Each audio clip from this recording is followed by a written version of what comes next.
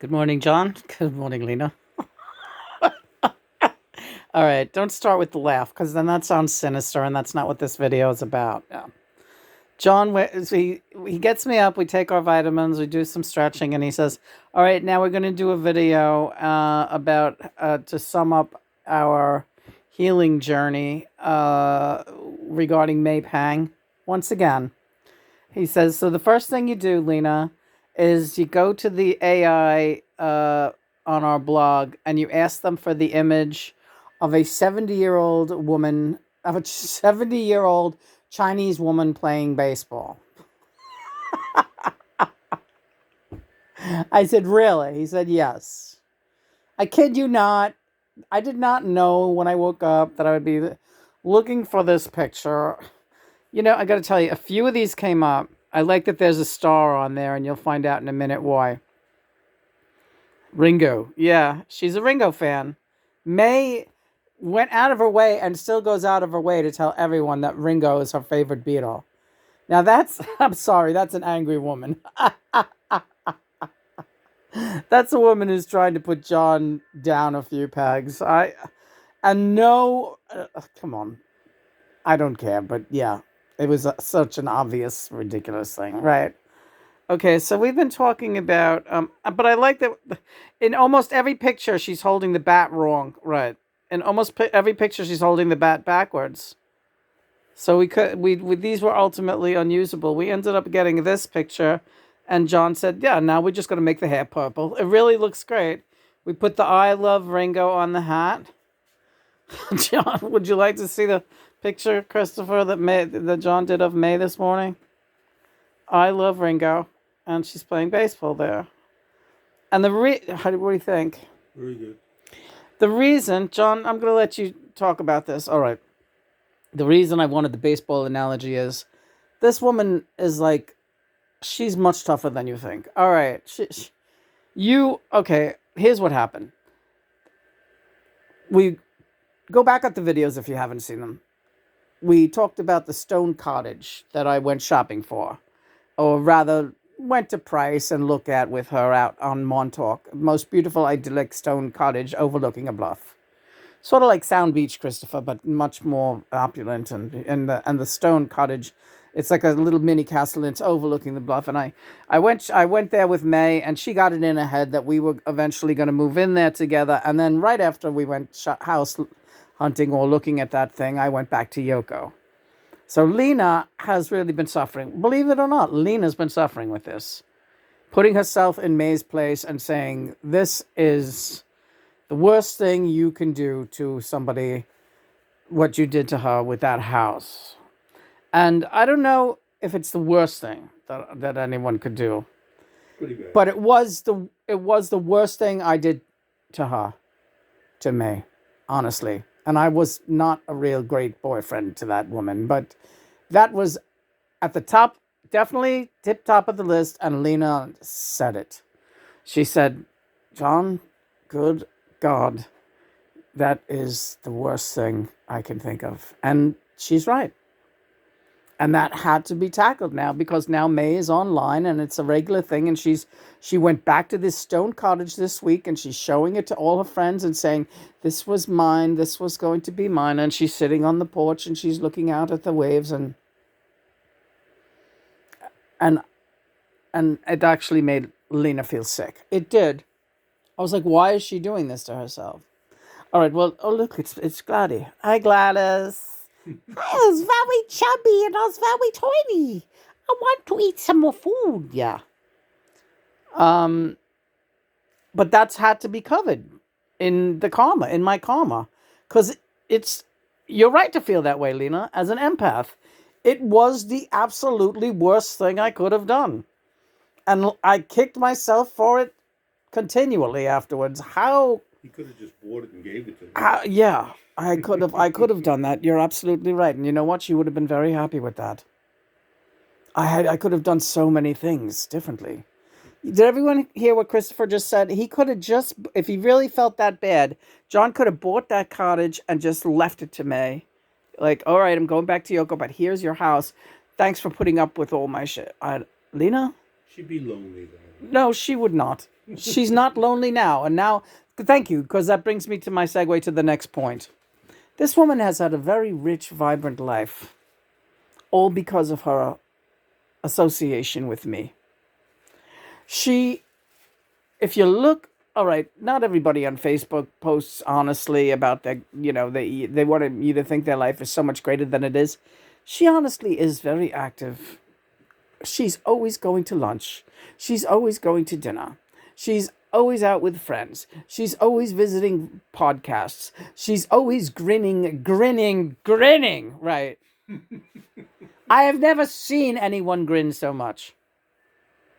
And whether or not it is a defense mechanism for what she went through, she's not doing so bad. Yeah, you're right. And if she gets joy out of giving this interview and dragging some people out to this cottage to sit on the porch and cry in her soup, whatever it is she had in that thermos, right? Did she have a thermos? I don't know. She's always eating. She is always eating. She's always... You know what's killing me? Her latest post on Facebook, Forest Hills. She's a big... Well, I think she lived there for a while. Or has a place or something. She's our neighbor in Queens here. She's writing about... Do you remember the Tower Diner, Chris, in Forest Hills? She's moaning that they tore it down and life has never been the same for her. And that there's a new diner that opened up in the Chinese food place that is her favorite Chinese restaurant, called The Bund. You ever hear of that? I never heard of that. No. I see. She knows more places in Forest Hills than me, and I'm here. And she, Joey Ramone. Hi, Joey. Yeah, don't worry about that one. Yeah, all right. Thanks, Joe. Christopher's got no pants on. Yeah, I know. Joey Ramone from Forest Hills, please. Let's give him a big hand. Yay! Yeah, well, you're gonna have to do a song now. I know we will, but finish this. All right, so she's saying, I am so happy. This was her latest post. I am so happy because my Chinese food restaurant now serves breakfast, and it's a great breakfast with eggs and bacon and sausage and she's going on like this is the greatest thing on the earth. But you know what? She's happy with that. Mm-hmm. She's so happy she's got to tell the world about it. Mm-hmm. This is what I'm saying, Lena. You know what I mean? In the big picture, right, okay. So you're going to stop feeling bad for... Yeah, I am. I'll stop feeling bad. And stop hating on me. I'm not hating on you. I'm not hating on you, John. You know what it is? You're like, if John ever did this to me. Right. What would you do? I would have to pick... Right, you pick yourself up like that little one, then you put on a Ringo hat. I know, the I Love Ringo. Yeah, that was good. That's a great picture. I'm trying to make you laugh, yeah. The people in the cottage, they don't mind us sitting on the stoop now and then weeping? Oh, no, they can't. They're like giving her the tour because the place just sold for $18 million. 18 million, John. That's what I wrote on my vision board when I was trying to get rich many, many decades ago, and I had a vision board, and I put $18 million check on my vision board. One must wonder, yes, about me, yes. Why not more? 18 million seemed like a really good number to me. What's your number? 18 is what about 180 million? Well, maybe that will come later, but 18 was the number. Yeah, that's true. Oh, you know what we need, old man? Some of those snap pea pods and some radishes. He's got me on the anti-inflammatory diet, and you know what? It's going to work. It's been 4 days now, and for the first time, I slept through the entire night on this anti-inflammatory plan. So I will eat as many snap peas and radishes as it takes. Yeah. So stop. You can stop as an empath to another empath. Stop putting yourself in her shoes. She's doing just fine. And again, she has a twin flame out there, and if she puts a little psychic energy into it, she'll find them. If she wants to go to a psychic, I do recommend it. There is a woman near her, and if May, you watch this video, you know the woman I'm talking about. She will help you locate your twin flame. Your twin flame will come right through, and you'll be able to set up a meeting with your twin flame. And yes, the psychic is in Forest Hills, Queens. All right, this is great information. That's right. And and that's the main thing. You're still a spry. You're a very young 73-year-old, and it'll be fine. All right, you hear that, May? Yeah. Okay, and everything's fine. And Lena, you got to stop putting yourself in her shoes, right? Okay, because she's not you and you're not her. And I would not do something like that to you. And remember that the reason the whole thing with May broke up to begin with was because it was time for me to go find you. You were 18 years old at that point, or getting there, and I had to go find you. And it was time. It was kinder to let May go. 11:11 we just hit, and so that is a divine truth. And you are a divine flame, and I love you so very much. And let's go enjoy this day. Praise be God and Mother. Praise be God and Mother.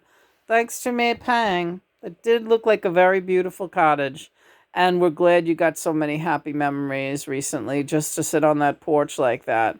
Also, if you go to May's page and you see that video, there's a seal that shows up at the end of that video, toward the end. A seal swimming in the water. John says that was to symbolize the walrus, and that he played a key part in directing that young walrus, or that seal, or whatever it was, to the area as a symbol for May. And we don't know that she picked up on that, but John said to take another look at that video, and because he is the walrus, wishing her well. Yes, indeed. Go out there and bat 1,000, May. Yeah, baby.